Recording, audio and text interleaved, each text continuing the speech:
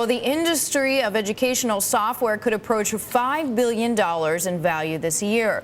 Google is working with educational software companies such as Aviary to help build a marketplace for online learning programs. Michael Galpert is the founder and CEO of Aviary. He's with us now on the phone to discuss his educational app. This is one offered on Google Marketplace.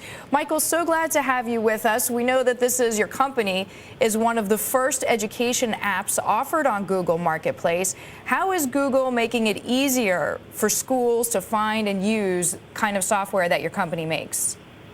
Good morning. It allows us to enter the education space that we wouldn't have necessarily a sales force to go after.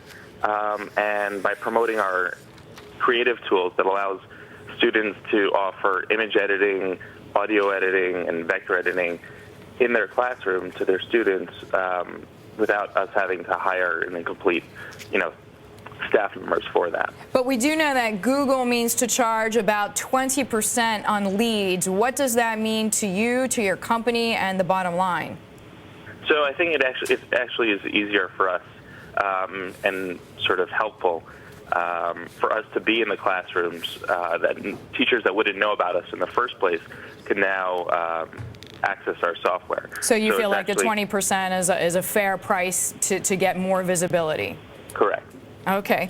What role do you see Google playing sort of going forward? I mean, do you feel like in at least your dealings with them, are they really committed to this business development?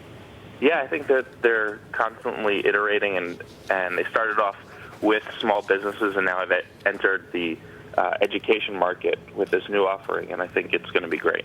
Michael, we know that Google and Apple have a lot of competitive issues between them. I'm sure Apple is getting into this space, or we know it actually already has plans to. Would you rather be with Apple? Would you rather be with Google? Did you speak with Apple at all? We haven't spoken directly with anyone at Apple, but I think that any innovation in the education space is great, so competition is kind of great. So you don't feel like you're going to have regrets about who you signed with? No, I don't, because it's not exclusive. So we can be working with Apple as well. All right, but speaking of Apple, we know iPads are becoming pretty universally used in the classroom as well as everywhere else. Do you think you can develop an app, for example, for an iPad? Yes, we already have one in the works. We're just finishing out the final touches on it.